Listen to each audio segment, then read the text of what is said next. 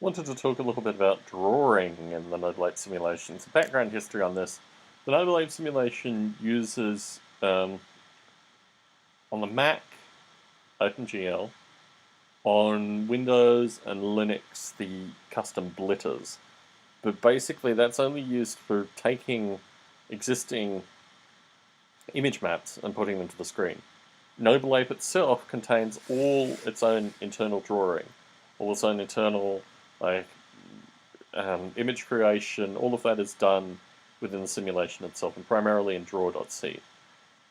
So what I was going to do is go through the various components of draw.c and kind of bring it all together.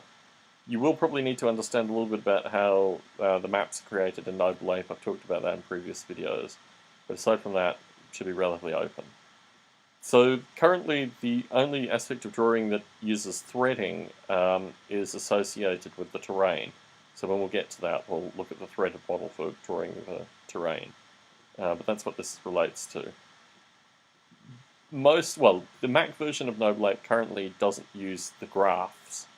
This was done just purely for optimization review. The graphs code, unfortunately, has kind of fallen a bit behind because it's not connected with the main development, but this just comments it out for drawing a graph when the GUI is graphless, as it is on the Mac. These are the old icon files. I probably should actually run, I've got a version simulation running here. So the icon files relate to, let me drag an ape to get to some weather. It'd be nice to have the weather on. So as you see this little icon here moving, this is the icon file. There are 7 of them. Some typically either clear, cloudy, or raining, and then there's a dawn one as well that occurs at dawn and dusk. But yeah, so this is the icon represented here. So these are the icons associated with sunny day, cloudy day, rainy day, clear night, cloudy night, rainy night, and then the sunrise, sunset, as mentioned. Noble Ape also has a character like font, which is based on 14-segment LEDs. And this basically is just the generator. This is for character values. So here from the space character through to ASCII 128, 127 perhaps. So they don't have characters, but a lot of the other stuff in between does.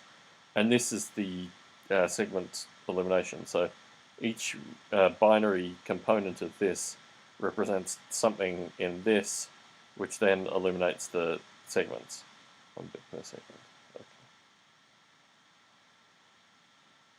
So the error handling, or the display of errors, is also handled here.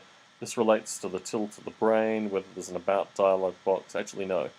This relates to, the tilt of the brain. And this relates to the Z tilt of the brain. So the Z tilt of the brain is always spinning.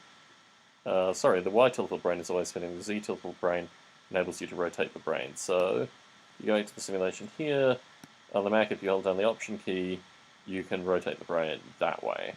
Whereas let's see, I think I just set off the terrain turn enables you to do this. That's those components there.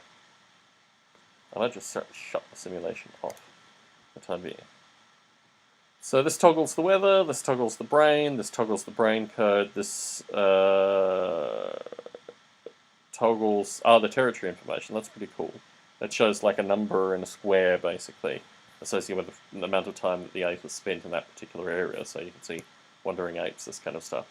This reverse bit was used for the old monochrome version. I'm not really sure actually where bitspan is still used.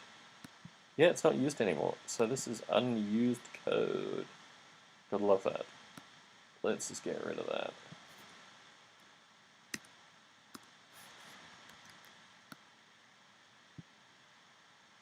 So continuing on. The drawer has this notion of undraw, and this I think is only used on the map window now.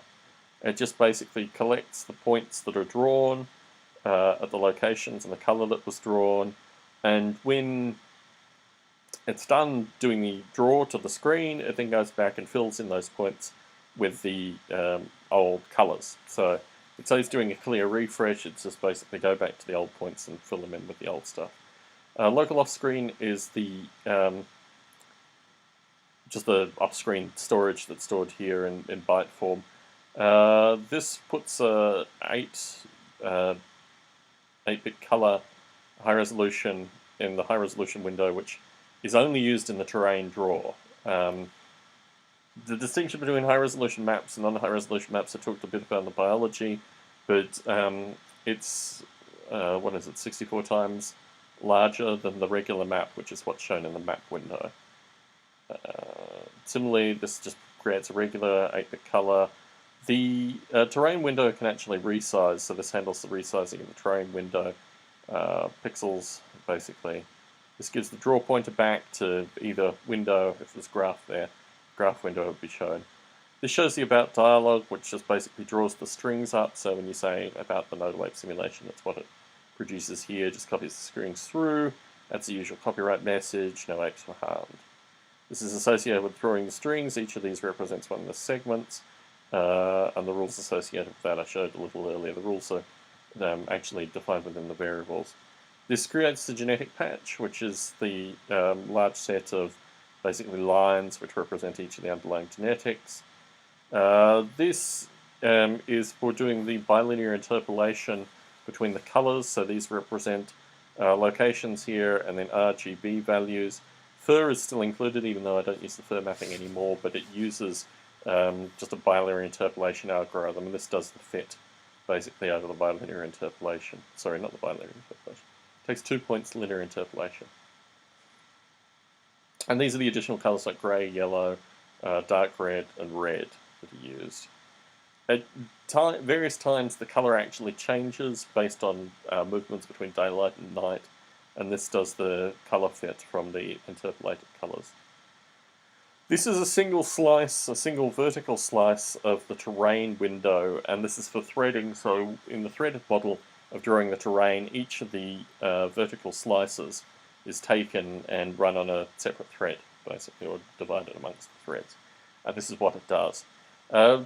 Describing it very quickly, it just basically has a map representation, the color of the map, and also the height values of the map, and it just moves from the bottom to the top, drawing the colors up until the next height location is given. So you've got two separate dimensions basically along the linear, one associated with the height value and one associated with what's actually drawn.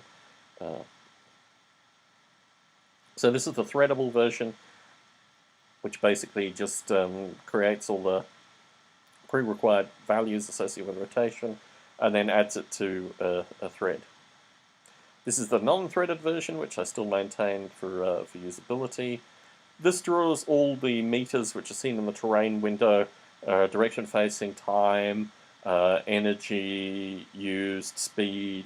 These are all the kinds of things that are there, also whether or not it's a male or female. So as you see, draw facing here. This draws the weather icon, all that kind of good stuff. This draws the 8 locations. There are there's both draw and arrays. I'm not sure associated with the 8 locations what's used for that. There's also a draw 8 location high res, which is here because you've got 2 maps, one being high res, one being regular. The high res one is used to draw the terrain. This is about taking the region information, if you're showing the territories, and just showing how often the ape has been there. This relates to drawing the weather map over the top, so there's a kind of grey shading over there. This draws the 8 brain cycles per second, which is a piece of text that's now maintained in the terrain view because the brain is drawn in the terrain view as well. And this section of code draws the brain. So what it's doing here is creating a 32 by 32 by 32 box, and then just colouring the items of the box based on the brain contour. So here we are. If these two are different, the 32 delta difference, then draw the contour. This draws the error. As I've mentioned previously, the error strings that are handled. This draws the tides, which is just about updating the color map with the correct color map value associated with the tides, and also there's a corresponding version of this in high resolution. This goes through and draws the apes in a loop fashion, so when it's asked to draw apes based on the high-res apes or the low-res apes, it goes through and provides it here. And high-res and low-res, I think, can't see, draw apes loop, which does, the high-res or the low-res, high-res or regular. This draws the brain code out, center. This updates the terrain coordinates and the window size. So if the window changes, then it updates the terrain coordinates. It needs to get the terrain coordinates out. That's what it provides. And this is the draw cycle, which handles it all. It goes through, does updates the terrain coordinates, draws the apes high res and low res. Draws the territory. These could actually be split between, I could create a threaded version for that quite comfortably. Probably some of these other parts as well could be comfortably added into a threading model depending on how it's used. And that's it. That's the draw location as the battery drops low. Tom Bartley signing out.